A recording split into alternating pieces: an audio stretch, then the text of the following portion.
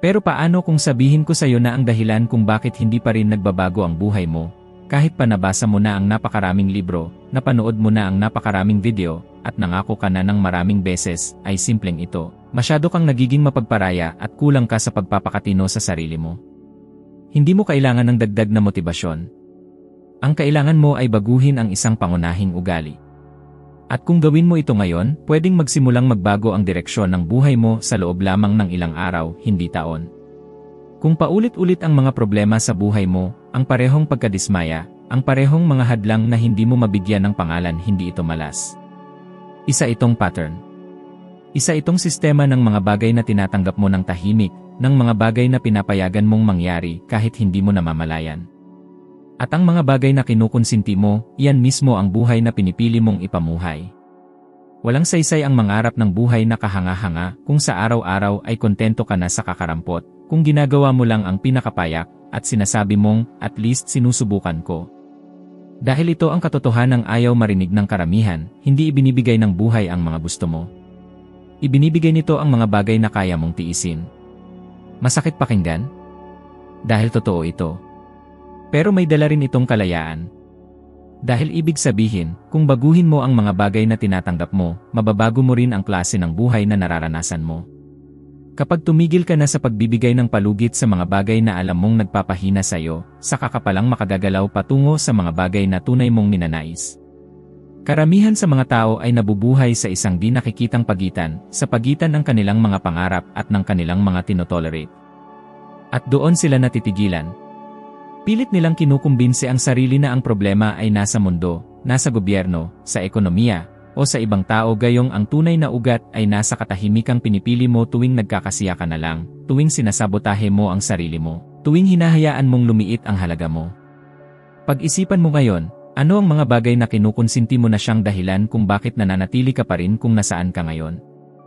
Baka yon ay utang na pilit mong binabaliwala kahit kumakalam ang sikmura mo sa kaba. O relasyon na alam mong lumipas na ang tamang panahon. O ang kalusugan mong ipinangako mong aalagaan pero laging naiiwan sa dulo ng listahan. O yung trabaho na unti-unting sumusupil sa kaluluwa mo pero patuloy mong tinatawag na siguro. Ilang beses mo nang tinanggap ang pagiging karaniwan habang may pagod na ngiti sa labi. Ilang beses mo nang sinabi sa sarili mong huling beses na ito, kahit alam mong ang huling beses na yon ay naging bahagi na ng pang-araw-araw mo. Bakit nga ba? Dahil madaling masanay. Madaling magpatangay sa otomatikong gawi. Madaling ulitin ang mga pattern na tila normal lang dahil ganoon din ang karamihan. Pero ito ang tanong na dapat mong harapin, gusto mo ba ng pangkaraniwan o gusto mo ng pagbabago? Dahil hindi mo pwedeng makuha ang pareho. Ayon kay Napoleon Hill, ikaw ay kabuuan ng mga pinakadominanteng iniisip mo. Pero nakakalimutan ng marami na ang iniisip natin ay hinuhubog ng ating mga pattern. At ang mga pattern natin ay hinuhubog ng mga araw-araw nating desisyon. Anong oras ka bumabangon? Paano ka tumutugon sa problema? Anong mga salita ang sinasabi mo sa sarili mo kapag mag-isa ka? Anong ginagawa mo kapag walang nakakakita? Pag-isipan mo ito, kung susundan kita ng palihim sa loob ng isang linggo, ano kaya ang makikita ko? Alin sa dalawa ang makikita ko? Isang tao na talagang umaayon sa mga pangarap niyang gustong makamit, o isang taong patuloy na gumagawa ng maliliit na kompromiso na pinapasa bilang normal na buhay? Hindi mo kailangang sumagot ng malakas. Ang iyong araw-araw na rutina na ang sumisigaw ng sagot. Gusto mo ng halimbawa? Isipin mo ang dalawang lalaki. Ang una ay gumigising ng tanghali, kinukuha agad ang cellphone pagkadilat pa lang, nilalaktawan ang agahan, palaging huli sa trabaho, at buong araw ay pawang reaksyon lang ang ginagawa. Ang ikalawa ay bumabangon ng maaga, inaayos ang higaan, sumusulat ng 3 layunin para sa araw, naglalakad ng 10 minuto, at sinisimulan ang araw ng may malinaw na layunin. Alin sa tingin mo sa dalawang ito ang mas malapit sa kanyang mga mithiin pagdating ng 30 araw? Ngayon, tanungin mo ang sarili mo, alin sa kanila ang mas kahawig mo sa kasalukuyan? Diyan nagsisimula ang lahat. Hindi ito tungkol sa malalaking hakbang. Ito ay tungkol sa pagtigil sa pagtanggap ng mga bagay na unti-unting humihila sa iyo pababa. Ang pagbabago ng isang mahalagang padro sa buhay ay maaaring magsimula sa isang simpleng hakbang tulad ng bumangon mula sa kama sa tamang oras.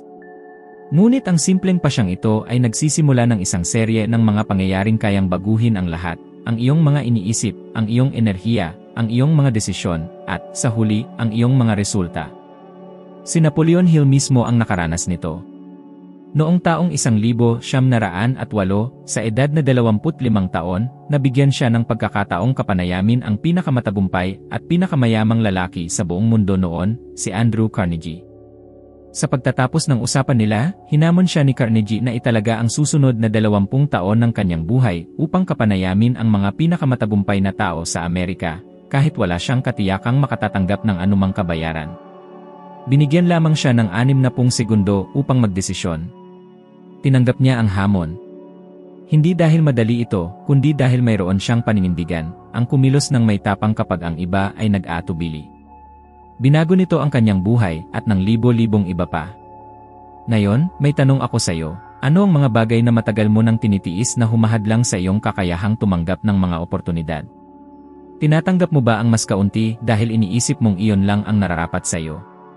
O baka natatakot kang humiling ng higit sa sarili mo at pagkatapos ay mabigo? Maging tapat ka. Dahil ito ang simula ng pagbabago. Isipin mo, pumili ka lamang ng isang pattern sa iyong buhay na gusto mong baguhin. Halimbawa, simula ngayon, hindi ko nasisirain ang sarili kong mga pangako. Ang isang desisyong ito lang ay magtutulak sa iyo upang suriin kung paano mo pinanghahawakan ang iyong salita, paano mo ginagamit ang iyong oras, at paano ka nagtatakda ng mga layunin. Unti-unti mong mapapansin ang epekto ng bawat maliliit na desisyon. At ang lahat ay nagsisimula roon. Sa unang mga araw, maaaring hindi komportable. Maaaring mukhang walang epekto. Pero darating ang himala ng konsistensya. Ang maliliit ngunit makabuluhang pagbabago sa gawi ay maaaring magdulot ng napakalaking pagbabago sa buhay. At kabaliktaran rin ang totoo, ang maliit na pagpapabaya ay maaaring humantong sa malalaking kabiguan. Kaya narito ang hamon, ngayong araw, isulat mo ang 3 bagay na matagal mo nang tinitiis ng tahimik. At pumili ng isa lamang upang tanggalin. Isa lang. Sa loob ng 7 araw. Pangakuan mo ang sarili mo. Gumawa ng paalala sa iyong telepono. Isulat ito sa salamin sa banyo. I-record mo ang sarili mong boses. Gawin mo ang kinakailangan. Pero huwag mo nang tanggapin ang mga bagay na unti-unting sumisira sa iyo. Sapagkat kung hindi ikaw ang magtatakda kung ano ang hindi katanggap-tanggap sa iyong buhay, ang mundo ang gagawa niyan para sa iyo. At madalas, malupit ang mundo sa mga taong nabubuhay ng walang paninindigan. Gusto mong igalang ka ng iba? Simulan mo sa paggalang sa sarili. Gusto mong umasenso?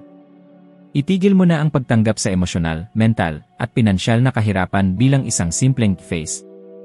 Ang iyong pattern ay ang iyong pagkakakilanlan. At ang iyong pagkakakilanlan ay ang iyong lakas. Kapag nagpasya kang baguhin kung ano ang tinatanggap mo, nagsisimula kang buuin ang buhay na gusto mo. Hindi dahil sinuportahan ka ng universo, kundi dahil tumigil ka sa pagiging hadlang sa sarili mong tagumpay. Hindi mo mararating ang rurok ng iyong mga pangarap. Malalaglag ka sa antas ng iyong pinakamababang gawi. Masakit itong tanggapin, pero makakapagpalaya ito sa iyo. Karamihan sa mga tao ay ginugugol ang buong buhay nila sa pagsusumikap na makaakyat, nagtatakda ng mas matataas na layunin, nangangarap ng mas malalaking tagumpay, ngunit nakakalimutang tingnan ang mismong lupa kung saan sila nakatayo. At ang lupang iyan, ang pinakamababang antas na pinapayagan mo para sa iyong sarili, ang siyang tunay na nagsasabi kung hanggang saan mo kayang marating. Hindi ang laki ng iyong kagustuhan ang humuhubog ng iyong realidad, kundi ang ginagawa mo kapag walang ibang nakatingin. At pinatunayan na ito ng agham. Ayon sa isang pag-aaral mula sa Duke University, mahigit 40% ng ating araw-araw na gawi ay otomatiko, hindi natin namamalayan. Ibig sabihin, kahit hindi mo naiisip, inuulit mo ang mga lumang gawi. At ang mga gawi mong iyon ay hindi nabubuo batay sa gusto mong makamit, kundi sa pinakamasamang bersyon ng sarili mong pinapayagan mong mangyari. Narito ang susi, hindi umaangat ang buhay mo sa antas ng iyong intensyon. Bumabagsak ito sa antas ng iyong mga inuulit. Pag-isipan mo ito, anong ginagawa ng karamihan sa mga tao kapag masama ang araw nila? Sumusuko sila. Umaasa sa hindi masustansyang pagkain. Nagpapaliban ng mga gawain. Nahihila ng mga social media, ibinubunton ang inis sa ibang tao, at binibitawan tudo ang mga bagay na dati kanilang pinaghihirapan. Para bang isang pagkakamali lang ay sapat na para pahintulutan ang kaguluhan. At tinatawag nila itong mahirap na araw.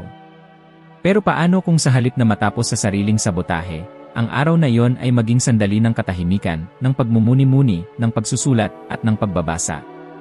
Isang araw ng maingat na pag-urong, kung saan kahit sa gitna ng sakit ay may kaayusan.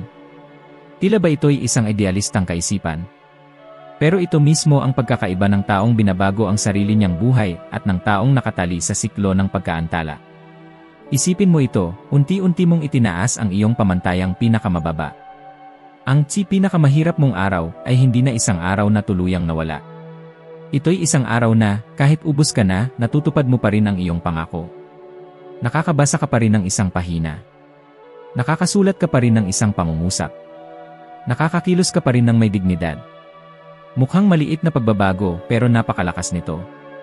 Dahil ang totoong nagbabago ng buhay mo ay hindi ang pinakamagagandang araw mo, kundi ang mga pinakamasasama. Ang ginagawa mo kapag lahat ay tila bumabagsak ang siyang nagtatakda kung ikaw ay basta natutuwa lamang sa tagumpay o tunay na may paninindigan dito. At dito pumapasok ang isa sa pinakapinababayaang ideya sa personal na pagbabago, ang iyong pamantayang pinakamababa. Kapag tinaas mo ang antas ng mga bagay na hindi mo na kayang palampasin sa iyong sarili, nagsisimula kang humubog ng panibagong pagkatao. Isang pagkataong matibay kahit sa sakit, sa pagod, sa kaguluhan. At iyan ay bihira. Dahil ang karaniwan ay bumigay. Ang karaniwan ay makipagkasundo sa kahinaan. Pero ang hindi pangkaraniwan ay nangyayari kapag pinili mong huwag bumaba, kahit pa lahat sa paligid mo ay parang humihila pababa sa iyo. Ngayon, marahil tinatanong mo, paano kung wala na akong lakas? Paano kung ubos na ako? Hindi naman ako makina. Tama ka. Pero ito ang kaibahan ng pagod sa pagbagsak, ang pagod ay likas. Ang pagbagsak ay pinipili. Ang pagkakaroon ng isang araw na mahirap ay hindi dahilan para sirain ang lahat ng iyong pinaghirapan. At alam mo kung bakit? Dahil kaya mong sanayin ang iyong utak na kumilos batay sa ugali, hindi sa emosyon. Hindi ito pilosopiya. Ito ay agham ukol sa utak. Ang paulit-ulit na kilos, kahit sa kakarampot na enerhiya, ay nagpapalakas sa mga koneksyon sa utak na may kinalaman sa disiplina, katatagan, at focus. Gumagawa ka ng otomatikong imbakan ng lakas. At hindi ito galing sa inspirasyon. Galing ito sa tahimik mong paninindigan sa sarili mong prinsipyo. Isipin mo ang mga atletang nasa rurok ng tagumpay. Hindi ang ginagawa nila kapag sila ay inspiradong-inspirado ang dahilan ng kanilang kahusayan. Kundi ang patuloy nilang ginagawa kahit sila'y pagod na, nasasaktan, at nasa ilalim ng matinding pressure. Si Kobe Bryant, halimbawa, ay nagsasanay tuwing alas 4 ng madaling araw habang ang iba'y mahimbing pa sa pagtulog. At hindi dahil lagi siyang inspirado. Kundi dahil alam niya, kung itataas ko ang pamantayang pinakamababa sa sarili ko, kahit ang pinakamasama kong araw ay mas hihigit pa sa pinakamaganda ng karamihan. Iyan ang pagkatao. Iyan ang paglikha ng pamana. Kaya ngayon, isipin mo ang pinakamasama mong araw. Ano ang itsura nito? Pinapatay mo ba ang alarm at bumabalik sa higaan? Iniiwan mo ba ang iyong mga obligasyon at sinasabing hindi ko kaya ngayon? Nakikipagtalo ka ba sa mga walang kinalaman sa problema? O nakakahanap ka pa rin ng puwang para ituloy ang mga bagay na mahalaga sa iyo? Kung ang pinakamasama mong araw ay nananatiling makabuluhan at naaayon pa rin sa kung sino ang gusto mong maging, kung gayon kahit anong bagyo ang dumating, hindi ka matitinag. Dahil inihanda mo na ang sarili mo para rito. Si Napoleon Hill ay madalas magsalita tungkol dito, bagamat sa ibang pananalita. Sabi niya, ang tagumpay ay hindi nakabatay sa inaasahan mo, kundi sa hinihingi mo mula sa iyong sarili. Batid niya na ang pagkabigo ay nag-ugat sa pagpapabaya sa maliliit na bagay. Sa araw na hindi mo inayos ang iyong kama, na hindi mo sinunod ang iyong nakagawiang gawain, na hindi mo iginalang ang iyong oras, doon nagsisimula ang pagbagsak. Sapagkat lahat ng bagay na malaki ay nagmumula sa maliliit na bagay na pinananatili sa pamamagitan ng disiplina. Ngayon, pakinggan mo ito ng mabuti, hindi mo kailangang itaas ang bubong ng iyong buhay. Ang magtakda ng mas matataas na pangarap, layunin, at kagustuhan, kahit sino ay maaaring gawin yan. Ang tunay mong kailangan ay itaas ang iyong sahig. Ang iyong pinakapayak na pamantayan. Iyong desisyong hindi mo na muling tatanggapin kahit sa pinakamasamang araw. Iyan ang magtatakda ng bagong hangganan mo. Dahil kapag ang pinakamababa mong batayan ay tumaas, lahat ng bagay sa buhay mo ay sumusunod pataas. At narito ang tanong na maaaring magbago ng direksyon ng buhay mo, ano kaya ang mangyayari kung mapabuti mo ang pinakamasama mong araw ng 20%? Paano kung sa halip na mawalan ka ng kontrol, piliin mong tumugon ng mas may kamalayan? Paano kung sa halip na talikuran mo ang sarili mo, piliin mong manatili, kahit papaano, sa pundasyon mo? Maaaring magbago ang buhay mo ng 200%. Sapagkat ang epekto ng isang mas mataas na pamantayang panimula ay dumarami at tumitibay sa paglipas ng panahon. At ang tahimik na konsistensyang ito ay lumilikha ng lakas na hindi kayang gibain ng anumang hadlang. Hindi mo na kailangang hintayin ang isang perpektong araw para maging mas mabuting bersyon ng sarili mo. Kailangan mo lang magpasya na kahit sa mga araw na puno ng kapintasan, karapat-dapat ka pa ring tumayo at itaguyod ang buhay na gusto mong buuin. Iyan ang pagkakaiba ng taong nangangarap lamang at ng taong gumagawa ng katuparan. Tandaan mo ito, hindi mo naaabot ang tugatog base sa gusto mo.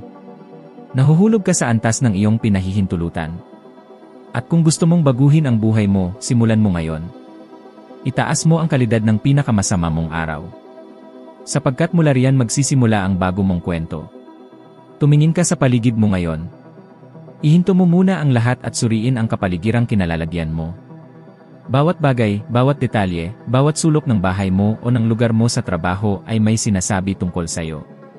At ang tanong ay, anong kwento ang sinasabi ng espasyong ito tungkol sa pagkatao mo? Dahil ang kapaligiran mo ay hindi walang kinikilingan. Hindi ito basta likuran lamang. Isa itong salamin. At higit pa roon, isa itong di nakikitang sistema ng impluensya na humuhubog sa kilos mo nang hindi mo namamalayan. Ang katotohanan ay payak, kung ano ang hinahayaan mong makapaligid sa iyo, ay humuhubog sa kung anong hinahayaan mong manahan sa loob mo. Kapag magulo ang mesa mo, hindi mo inayos ang kama mo, magulo ang schedule mo, ganoon din ang daloy ng isip mo. At kahit papilitin mong bumawi gamit ang disiplina, layunin o pangako, hihilahin ka pa rin ng kapaligiran mo pabalik sa lumang padron. Dahil sa paligid mo, may mga palatandaan na nagsasabing, ito ang antas na tinatanggap mo. May isang konsepto sa psikolohiya na tinatawag na priming, na nangangahulugang ang mga bagay sa ating paligid ay may direktang epekto sa ating mga desisyon, emosyon at focus. Ibig sabihin, kahit hindi mo ito namamalayan, ang isang magulong mesa ay nagpapabagal sa iyo. Ang isang kwarto na hindi maayos ay unti-unting kumakain sa lakas mo. Isang gulo-gulong araw ay pinatitibay ang pagkawala mo sa sarili mong direksyon. At narito pa ang mas malalim na bagay, kapag pumayag kang manirahan sa isang kapaligirang nagpapahina sa iyo, para mo na ring sinabing, kahit wala kang sinasabi, na iyan ang tingin mong nararapat para sa iyo. Iyan ang antas na pinapayagan mong mamayani. Iyan ang pinakadelikado. Dahil iyan ay nagiging pagkakakilanlan. At kapag ang pagkakakilanlan ay napalalim, ito ang nagdidikta ng lahat ng susunod mong pasya. Ngayon, isipin mo ang ibang senaryo. Isang kapaligirang may layunin sa bawat bahagi. Ang mesa ay malinis. Ang mga aklat ay nasa lugar na madaling abutin. Ang upuan ay humihimok ng konsentrasyon. Ang mga pader ay may mga paalala ng layunin mo.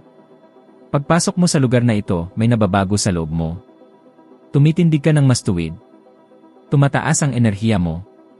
Naiintindihan ng isip mo, dito, may inaasahan ako sa sarili ko. Hindi ito tungkol sa pagiging perpekto. Ito ay tungkol sa hangarin. Ito ay tungkol sa paglikha ng kapaligiran na umaangat sa iyo pataas, hindi yung nagbabaon sa iyo. Naalala mo ba si Napoleon Hill?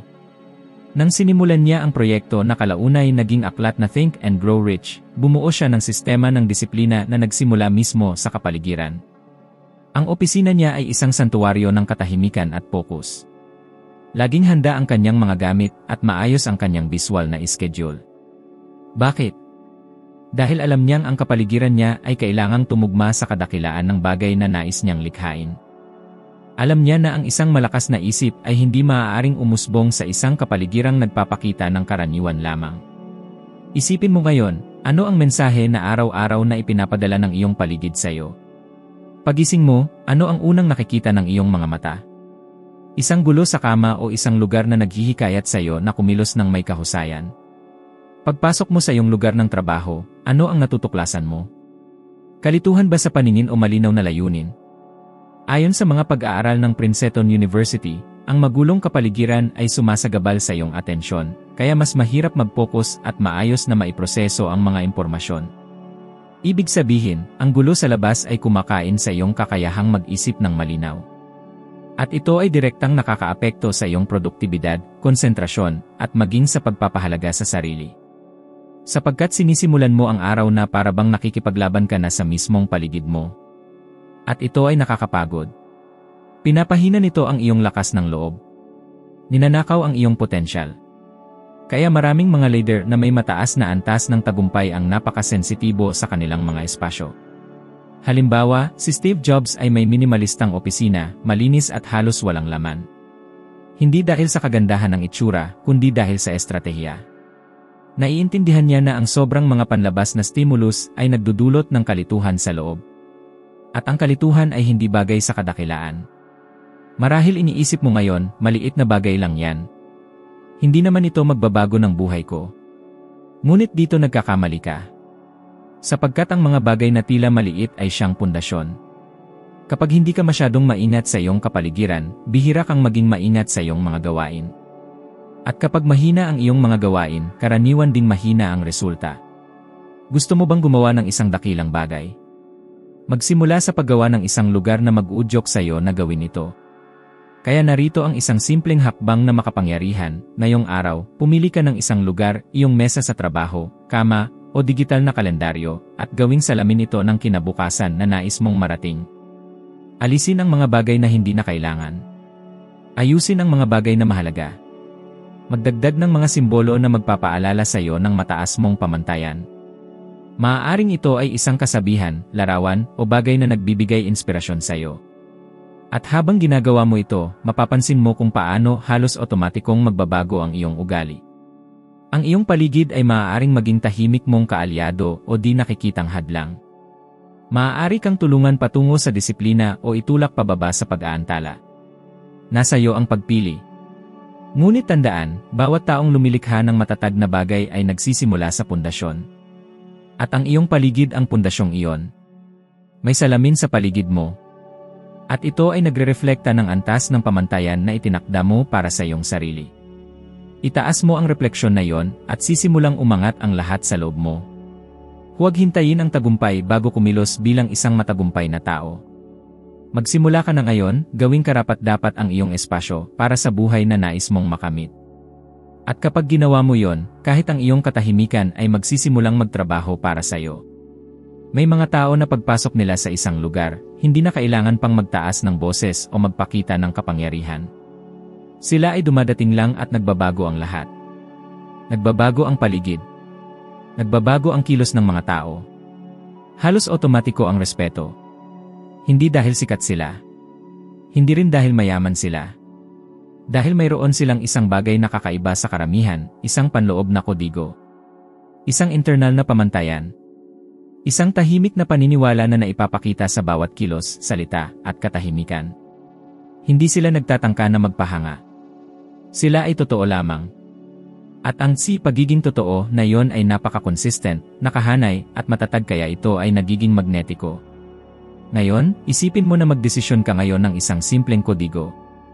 Isang diretsong panuntunan. Isang bagay na maaari mong ulitin araw-araw hanggang maging bahagi ito ng iyong pagkatao. Halimbawa, tinapos ko ang sinimulan ko. O, kumikilos ako ng may tapang kahit natatakot. O kaya, gumagawa ako ng may kahusayan kahit walang papuri. Isipin ang epekto nito sa loob ng isang linggo, isang buwan. Isang taon na ang nakalipas. Sa bawat pagkakataong sumagi ang pagdududa, hindi ka bumibitaw. Palagi mong iniisip, ito ang aking panuntunan. Sa tuwing susubukan ng katamaran na maging mas malakas ang tinig, hindi mo ito pinapansin. Dahil hindi ito angkop sa taong napagpasyahan mo ng maging ikaw.